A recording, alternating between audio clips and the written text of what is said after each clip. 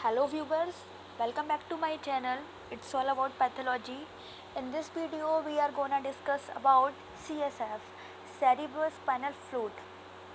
What is it and where it is present in our body and how it is done in laboratory. And if you are doing DMLT and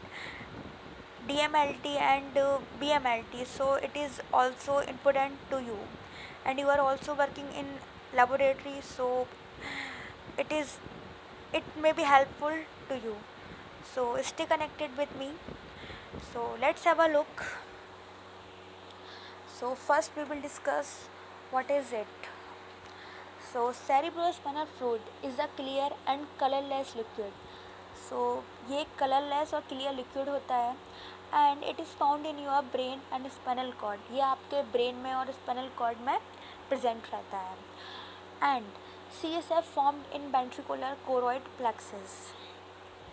What is ventricular choroid plexus?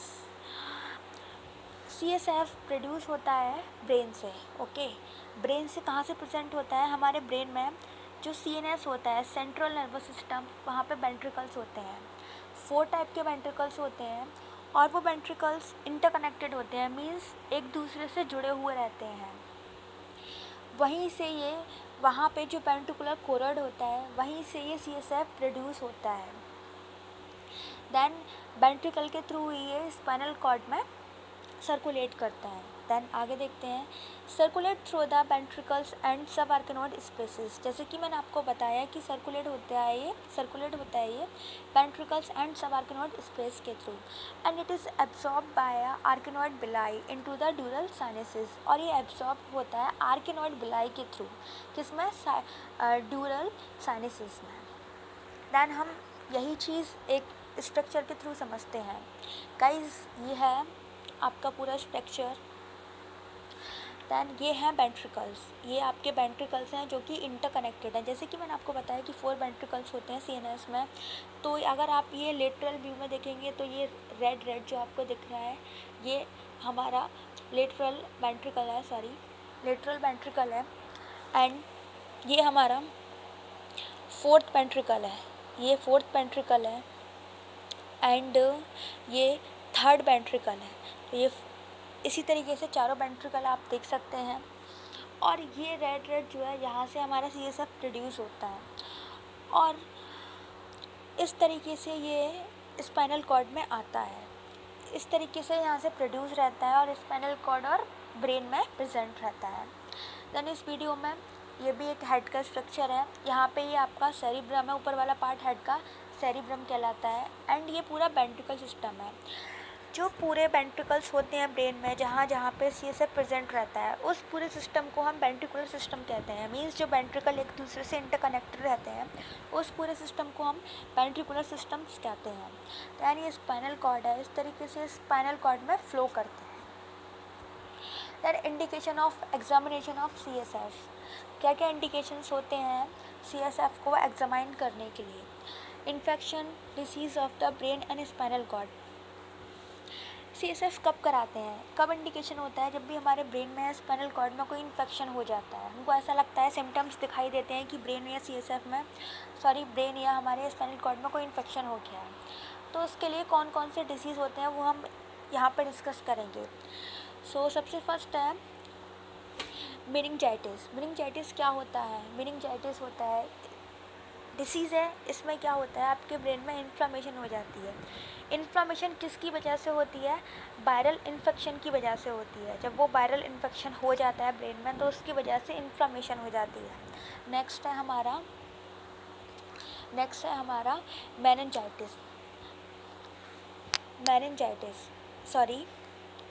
Encephalitis. तो क्या होता है ये encephalitis? इसमें भी same condition है. ये भी वायरल इन्फेक्शन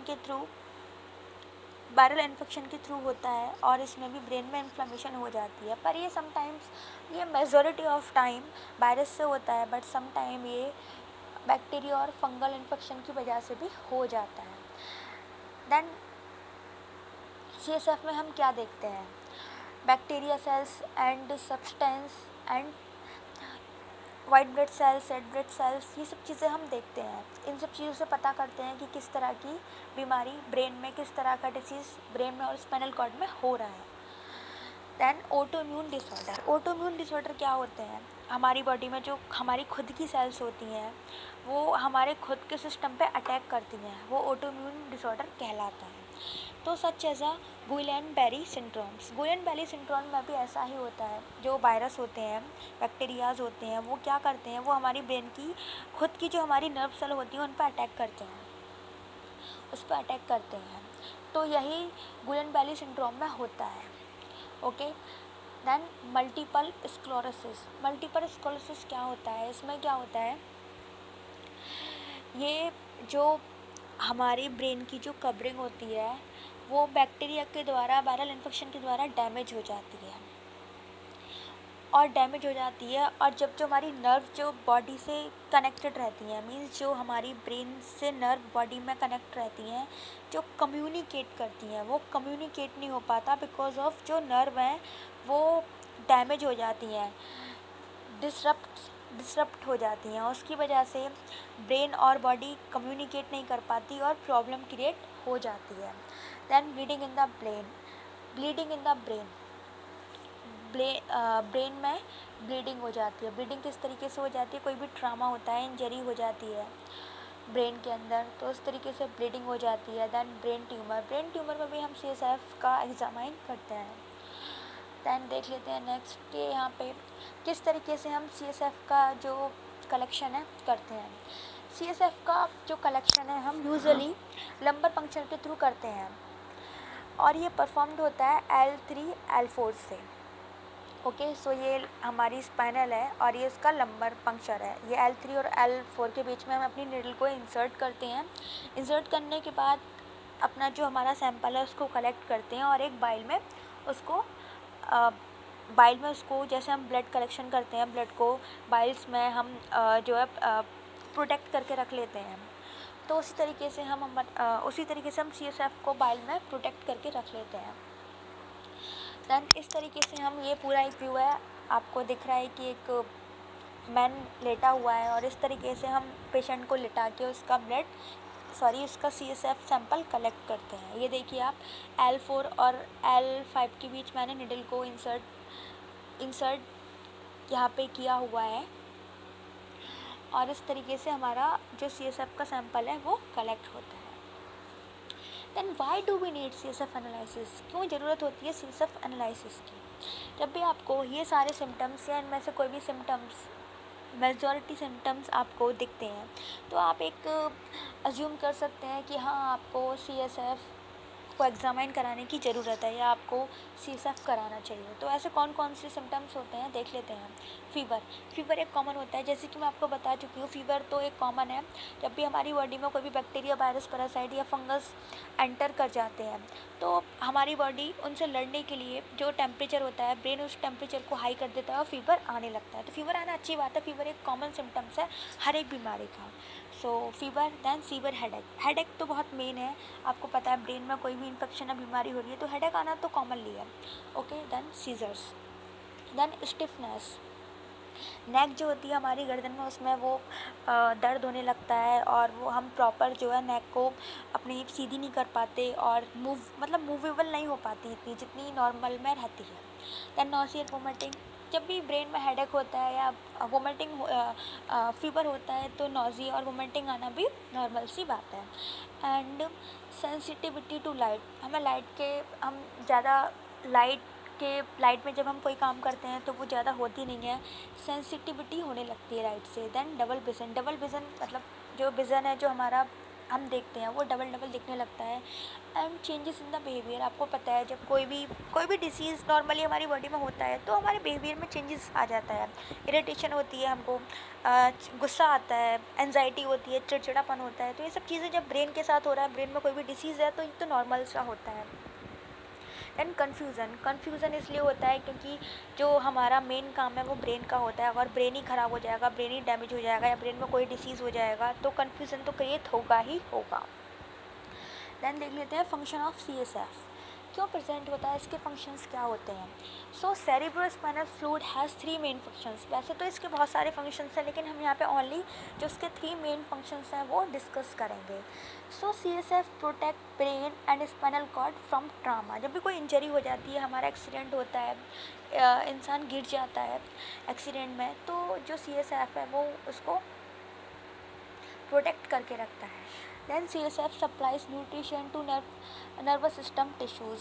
CSF का काम है जिस तरीके से ब्लड पूरी बॉडी में न्यूट्रिशंस को प्रोवाइड करता है, सप्लाई करता है, उसी तरीके से ब्रेन से स्पाइनल कॉर्ड तक जो न्यूट्रिशंस होते हैं और जो नर्व को न्यूट्रिशन चाहिए वो CSF प्रोवाइड करवाता है। Then CSF remove waste product from cerebral metabolism. जो वेस्ट प्रोडक्ट होता है वो CSF रिमूव करता है।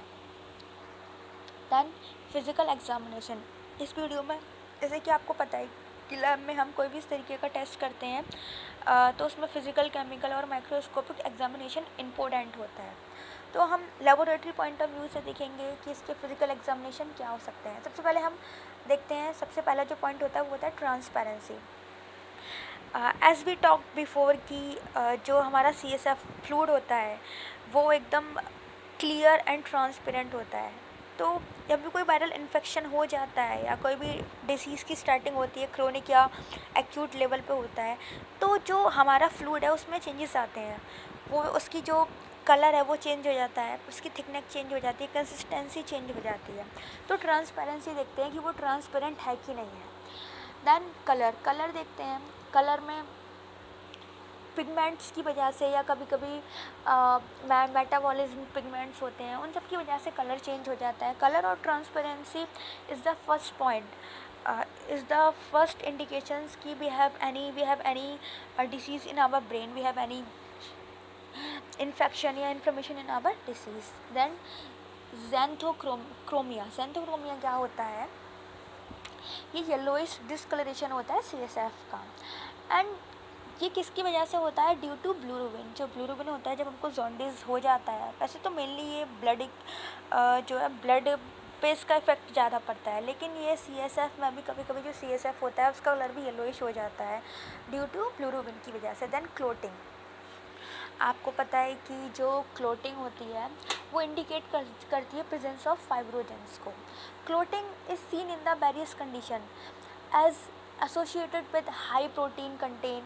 A thick pellicle is formed immediately in bacteria meningitis, where fine covax like coagulum is formed in tuberculous meningitis. Okay, so these things are we can see in this physical examination. And sediments क्या होते हैं, normally no sediment is seen, okay, but rare cases में आपको, जैसे कि meningitis होता है, इसमें आपको सेडिमेंट्स देखने को मिल जाते हैं। देन हम बात करते हैं केमिकल एग्जामिनेशन की। केमिकल एग्जामिनेशन में हम मेनली जो 3 चीज़ें होती हैं वो इम्पोर्टेंट है, हम वही देखेंगे, उन्हीं की बात करेंगे इस वीडियो में। Protein and sugar and chloride. तो प्रोटीन का जो नॉर्मल लेवल होता है CSF में वो 14 to 15 mg होता है, ओके। एंड जो प्रोटीन आपको पता है, 2 टाइप की प्रोटीन आपको पता है, 2 टाइप की होती हैं, एल्ब्यूमिन और ग्लोबुलिन। तो जो एल्ब्यूमिन और ग्लोबुलिन का जो रेशो होता है वो 8.1 होता है। देन शुगर नॉर्मल लेवल जो होती है वो 60 to 80 mg होती है, ओके। बट अगर शुगर लेवल बढ़ जाता है, तो आपको पता है कि शुगर लेवल बढ़ जाता है तो वही हम इससे डिटेक्ट कर सकते हैं। हाइपरग्लाइसीमिया, शुगर लेवल बढ़ गया तो उसको हम हाइपरग्लाइसीमिया बोलते हैं, और शुगर लेवल कम हो जाता है तो hypoglycaemia. And chloride normal value between 650 to 750 mg होती है। ये सब चीज़ें हम केमिकल एग्जामिनेशन में देखते हैं। देन माइक्रोबायोलॉजिकल एग्जामिनेशन में हम क्या चेक करते हैं, इसकी जो स्लाइड है वो बनाना बहुत ईजी है, कुछ नहीं होता है इतना। नॉर्मली जो हमारे पास हमारा CSF सैंपल होता है उसको एक स्लाइड पे उसकी एक थिक लेयर बनाते हैं, उसको ड्राई करते हैं। देन उसको जो स्मीयर करते हैं वो स्टेन्ड, जो हमारा स्मीयर तैयार हो गया हम स्टेन करते हैं by Gram and ZN stain के थ्रू, ओके। देन जो कॉमन कॉजिंग एजेंट्स होते हैं जो कॉमन, आपको पता है कि जो भी माइंड में डिसीज़ होते हैं वो बैक्टीरिया, वायरस या पैरासाइट, फंगस की वजह से होते हैं। तो यहाँ पे काफ़ी सारे बैक्टीरियाज हैं जिसकी वजह से कॉमनली देखे जाते हैं, जिसकी वजह से ब्रेन में इन्फेक्शन हो जाता है। तो यहाँ पे सबसे फर्स्ट है मैन इनगोकोकाई, देन है न्यूमोकोकाई, देन है streptococci, then E coli, then H influenza, fungi, cryptococcus और पैरासाइट्स में ऑल्सो भी कॉजेटिव एजेंट्स। जैसे कि मैंने आपको बताया कि ये बहुत कॉमनली है, जब भी हम माइक्रोस्कोपिक एग्जामिनेशन करते हैं तो जो सारे बैक्टीरिया मैंने आपको बताए हैं, इन बैक्टीरियाज के हमको स्ट्रक्चर पता होना चाहिए so that we can identify easily कि what is in it in the CSF. So it is important to observe any of structure of bacteria.